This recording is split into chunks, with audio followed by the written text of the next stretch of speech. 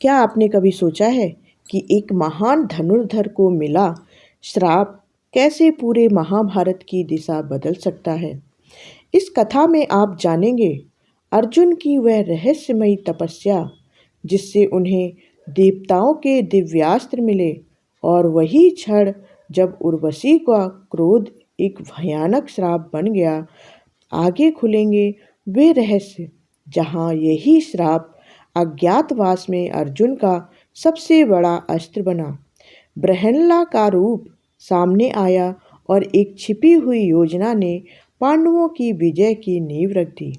यह सिर्फ कहानी नहीं बल्कि नियति, धर्म और धैर्य का ऐसा संगम है जिसे जानकर आप अंत तक देखते रहेंगे कहानी को।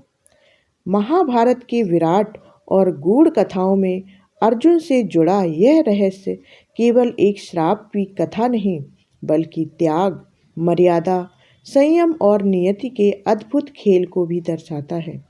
जब महाभारत के महासंग्राम की आहट पूरे आर्यवर्त में गूंजने लगी थी, तब पांडवों को यह भली भांति ज्ञात था कि कौरव पक्ष में भीष्म, द्रोणाचार्य, कृपाचार्य और कर्ण जैसे अद्वितीय योद्धा हैं जिनका सामना साधारण शस्त्रों से संभव नहीं है।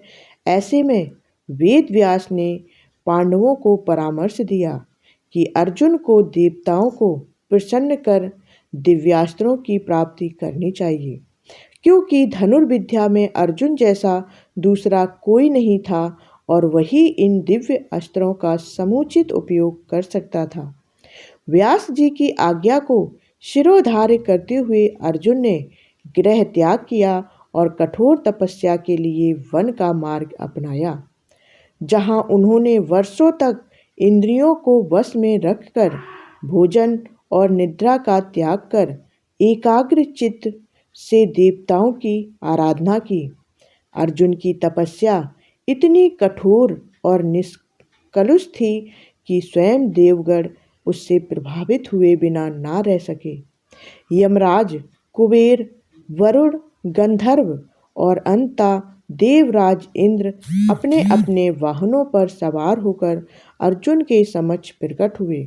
उन्होंने अर्जुन की परीक्षा भी ली, उसके धैर्य, साहस और संयम को परखा और संतुष्ट होकर अपने अपने दिव्यास्त्र प्रदान किए। इंद्र ने अर्जुन को न केवल वज्रास्त्र, पाशुपतास्त्र जैसे महाशक्तिशाली अस्त्र दिए, बल्कि उसे स्वर्गलोक में आमंत्रित भी किया। स्वर्ग में रहते हुए अर्जुन ने गंधर्व राज चित्रसेन से नृत्य और संगीत की शिक्षा ली, ताकि वह इन कलाओं में भी निपुण हो सके। यह समय अर्जुन के जीवन का एक विशेष चरण था, जहां वह युद्ध कला के साथ साथ जीवन की कोमल और सौंदर्यपूर्ण कलाओं को भी आत्मसात कर रहे थे।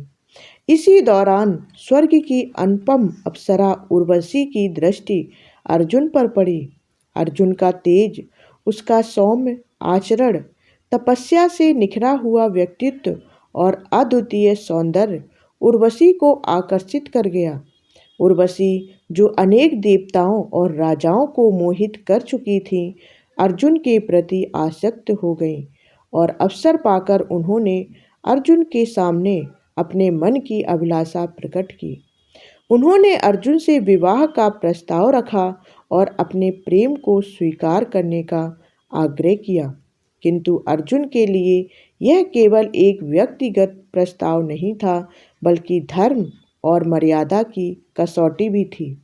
अर्जुन ने अत्यंत विनम्रता और सम्मान के साथ उर्वशी को उत्तर दिया कि देवी, आप कुरुवंश की जननी और मेरी माता समान हैं, अतः मैं आपको पत्नी रूप में स्वीकार नहीं कर सकता। अर्जुन का यह उत्तर धर्मसम्मत और मर्यादापूर्ण था, किंतु उर्वशी के अहंकार को यह अस्वीकार असहाय लगा। अपमान और क्रोध में आकर उन्होंने अर्जुन को नपुंसक होने का श्राप दे दिया।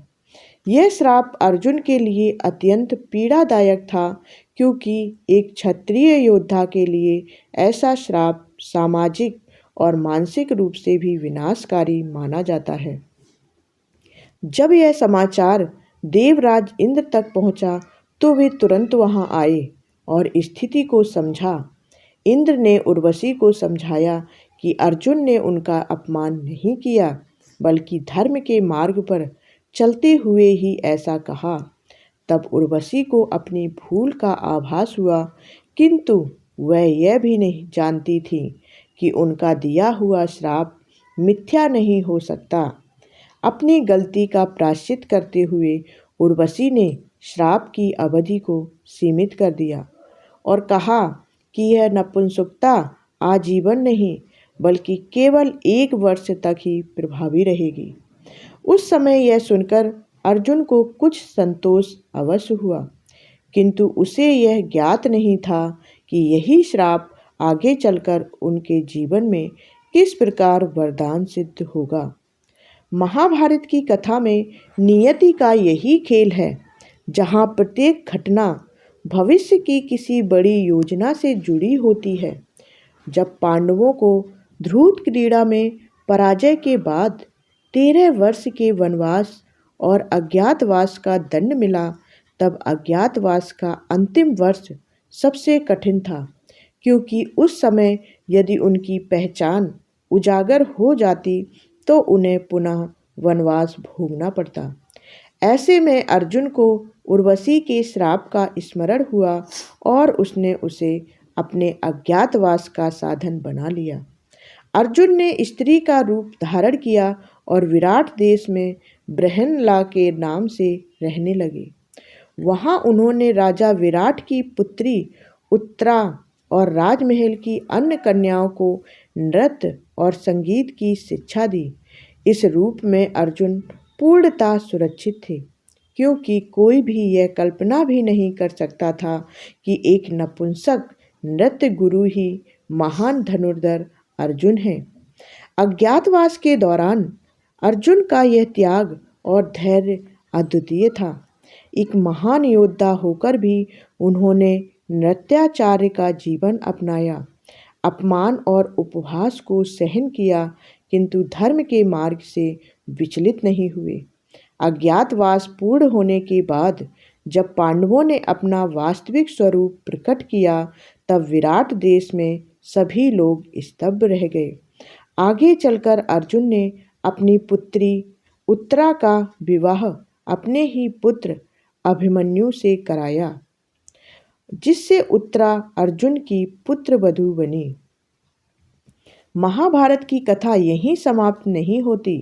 युद्ध के अंतिम चरण में अश्वत्थामा ने प्रतिशोध में ब्रह्मशिरा अस्त्र का प्रयोग किया, जिसने उत्तरा के गर्भ में स्थित परीक्षित की मृत्यु हो गई। उस समय समस्त पांडव शोकाकुल हो उठे, किंतु भगवान श्री कृष्ण ने अपने दिव्य तेज से परीक्षित को पुनर्जीवित किया। यही परीक्षित आगे चलकर हस्तिनापुर के महान राजा बने और उन्हीं के वंश में राजा जन्मेजय हुए, जिनके समय में महाभारत की कथा का विस्तार हुआ। इस प्रकार अर्जुन को मिला नपुंसकता का श्राप केवल एक दंड नहीं था, बल्कि भविष्य में धर्म की रक्षा का माध्यम बना। यह कथा सिखाती है कि जीवन में मिलने वाले कष्ट और अपमान भी कभी कभी छिपे हुए वरदान होते हैं, जो सही समय आने पर अपना वास्तविक स्वरूप प्रकट करते हैं।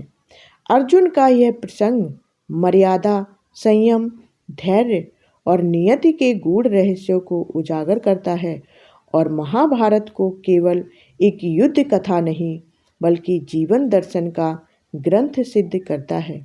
अगर आपको यह कथा रोचक लगी हो और ऐसे ही महाभारत के छिपे हुए रहस्य, अद्भुत प्रसंग और जीवन को दिशा देने वाली कहानियाँ जानना चाहते हैं, तो वीडियो को लाइक करें, अपने विचार कमेंट में ज़रूर लिखें और चैनल को सब्सक्राइब ज़रूर करें, ताकि ऐसी ज्ञानवर्धक और रोमांचक कथाएं आप तक सबसे पहले पहुंचती रहे।